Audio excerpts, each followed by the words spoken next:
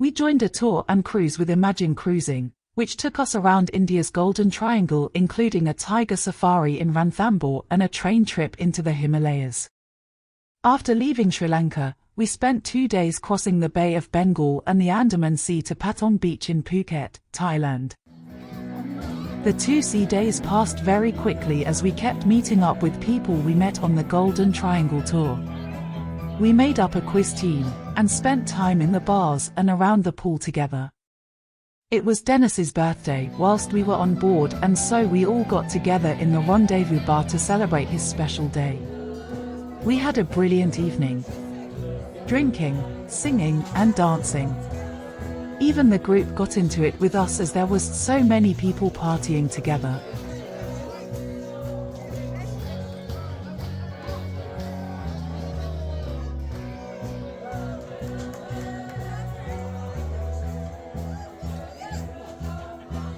Luckily, we had a full day on the ship to recover from the party before arriving in Thailand. This was a tendered port at Patong Beach, which is about 10 miles from Phuket town.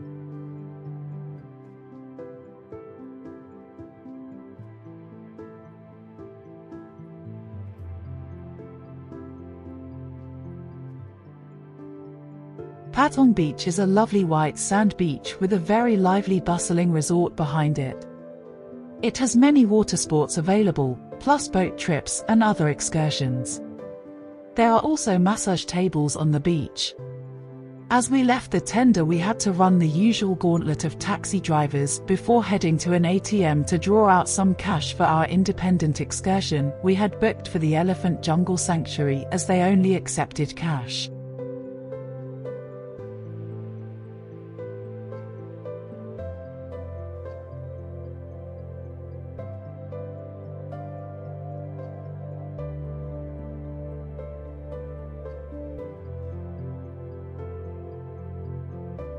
We arrived at our meeting point for the minibus 45 minutes early, which gave us time for a coffee before the bus arrived 10 minutes behind schedule.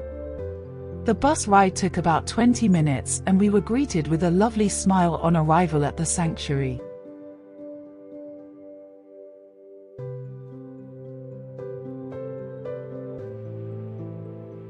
The Elephant Jungle Sanctuary is a registered charity whose mission it is to rescue mistreated elephants and give them a place to live, away from the cruelty they had experienced in their earlier lives.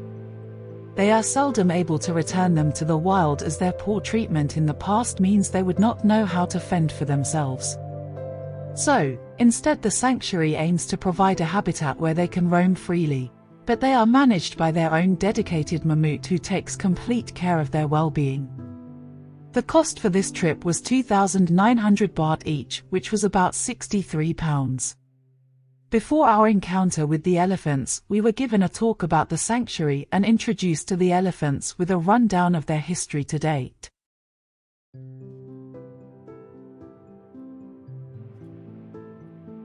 After our introduction, we were asked to prepare nutrition balls for the elephants. These have many ingredients to improve their well-being. Medication is also included, and the whole concoction is made into rice balls that the elephants enjoy.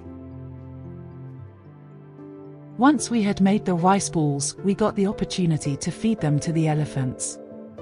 They would hold out their trunk and curl it round so we could place the rice ball on the end of the trunk. Then they would put it into their mouths. These giant creatures were so gentle with us.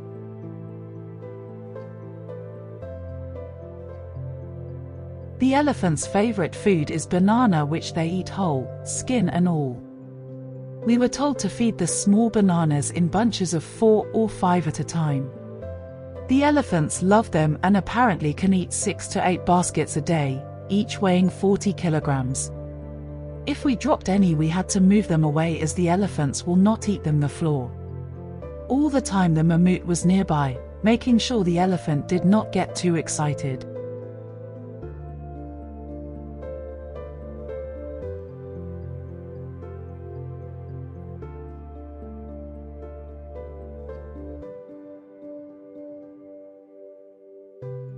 After feeding, we were all told to go and get changed into our swimming costumes or clothing that we didn't mind getting wet and dirty. We were then escorted up to the mud bath, where the 4 elephants were patiently waiting. We were given trays full of gritty mud and were encouraged to rub it hard into their skin and then massage it in very deep.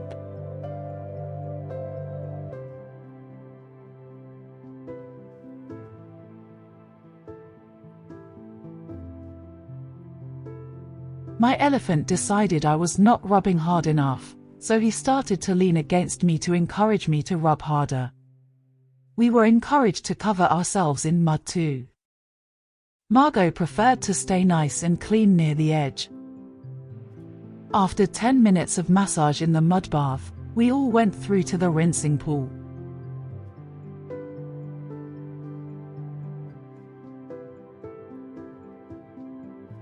It all became a bit of a water fight.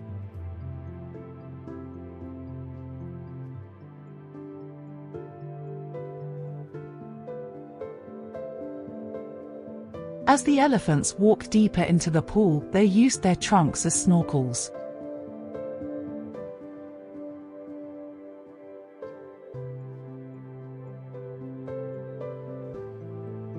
The rinsing pool was deep enough for them to lay down on their sides. We were told to join them in the pool.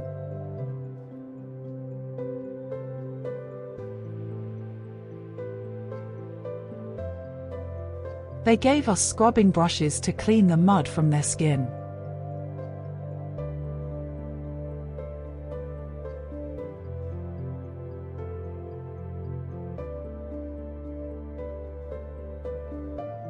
This was so very therapeutic. Are you enjoying it?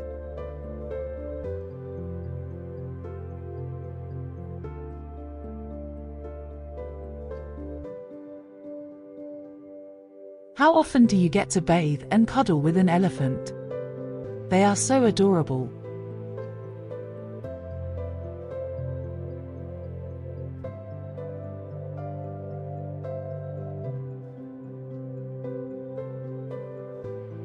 Now I get to have my go. Don't forget to wash behind the ears.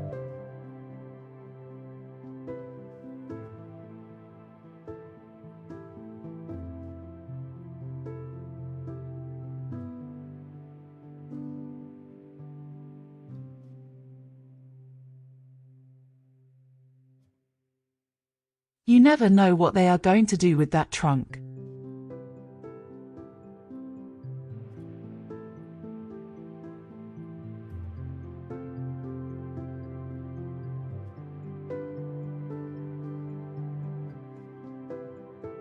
What an experience!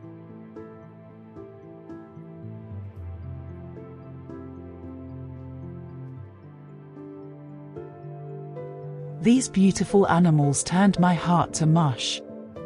I will remember these moments for the rest of my life.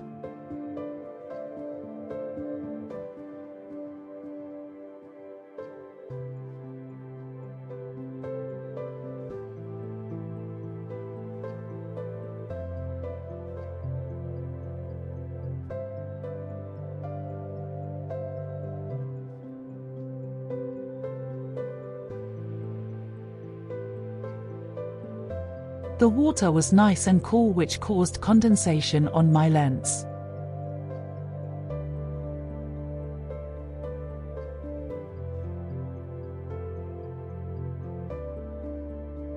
And this was where our experience ended. We went to our own showers to wash and change back into our clothes. We were then given a tasty Thai buffet lunch, before being taken back to Patong Beach, passing the massage parlors and bars on the way to the jetty.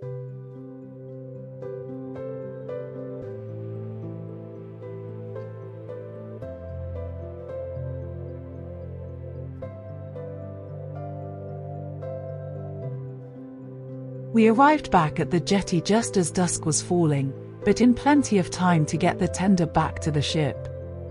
The Elephant Jungle Sanctuary managed our time perfectly.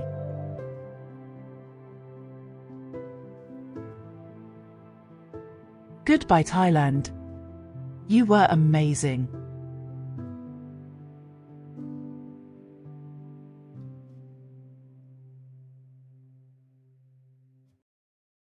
From Phuket, we sailed on to Georgetown on Penang Island in Malaysia.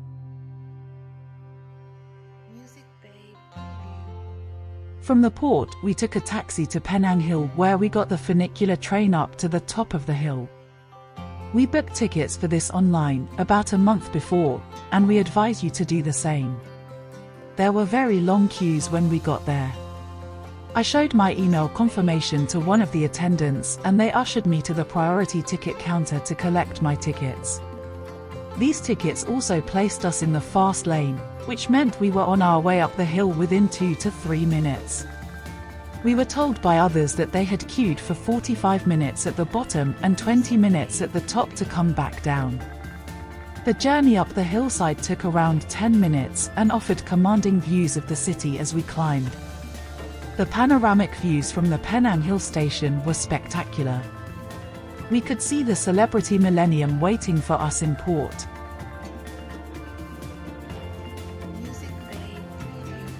Further up the hill, there were tourist stalls where you could have a caricature painted or a henna tattoo, etc. There were some shows too, such as a parrot show and a traditional dance show.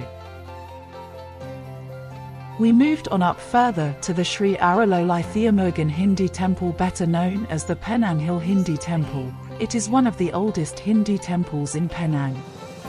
It was set up in the 1800s as a small shrine to the Hindu deity Murugan.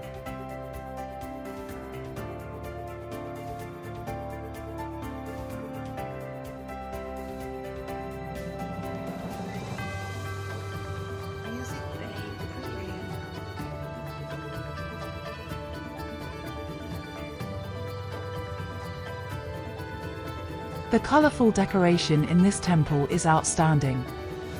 The colors pop out and draw your eyes from sculpture to sculpture.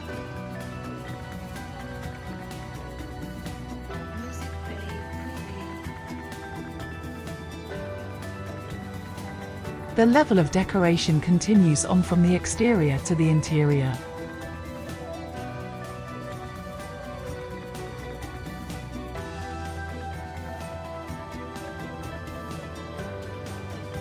Next to the temple is the Penang Hill Mosque, or Masjid Bukit Bendera. It is the only mosque on Penang Hill and was erected for use by Muslims living and working on the hill. The heat and humidity, coupled with the thinner air on the hill, made our stay here quite short. On our way back down on the funicular, we managed to get front seats for the roller coaster ride.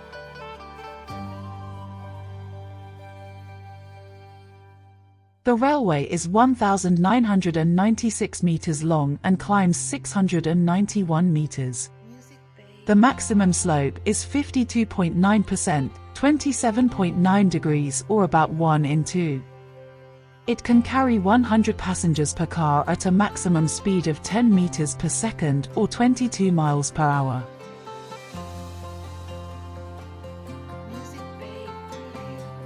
At the bottom of the hill, we got a taxi from the taxi rank to the Klang Jetties. Our driver dropped us off at the Chow Jetty. At the entrance to the Chow Jetty, the first building you see is the temple dedicated to the god of heaven, or sky god. Its ornate architecture is astounding.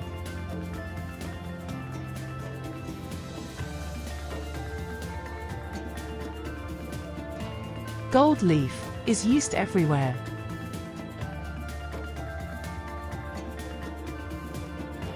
Chinese immigrants came to Georgetown, having heard of great opportunities here, in 1918. The Klang Jetties consist of 8 jetties, named after their surnames: Lim, Chu, Tan, Li, Yeo, Koi, Peng Aun, and mixed clans.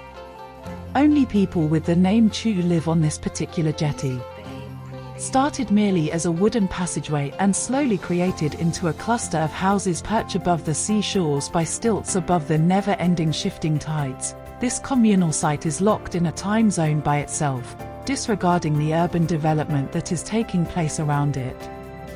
These water villages, set up more than a century ago, housed the descendants from Fujian province in China, who shared common historical, geographical and clan origins.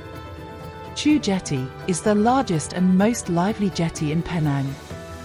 Originally set up to support the ships and ferries using the port, the clan jetties are now more or less a trading community where goods are bought and sold at incredibly low prices, often 10% of the normal price on the Penang streets. The midday heat became very oppressive, so Margot returned to the ship to cool down and relax while I went for a walk around the old town. The streets were adorned with lanterns and there was a temple, mosque or shrine every few hundred meters. Street art was to be seen everywhere, but it turns out my camera lens was dirty, so you will have to come and see it for yourself.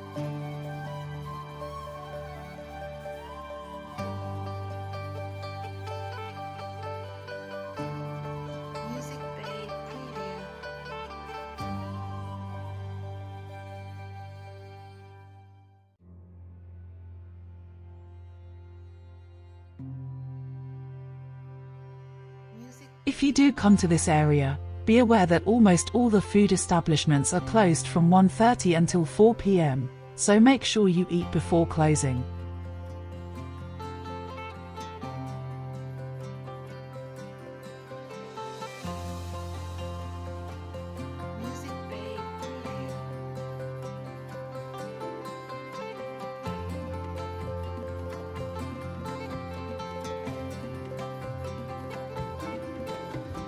Just walking through the streets is an amazing experience with all the sights and sounds of city life going on around you.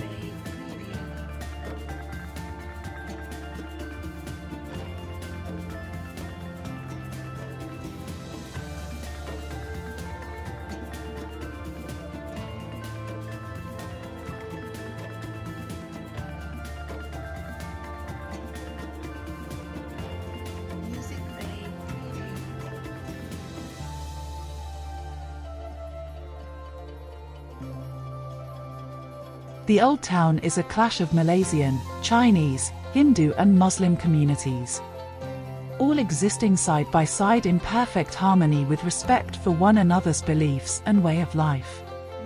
It was so refreshing to see.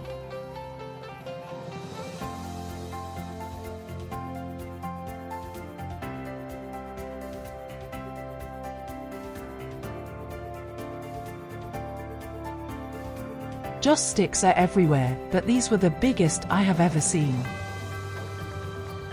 I really enjoyed my walkabout, but eventually I succumbed to the heat exhaustion and returned to the ship for a nice cool drink, a bite to eat and a dip in the pool. If you haven't subscribed yet, please click our logo. Thanks.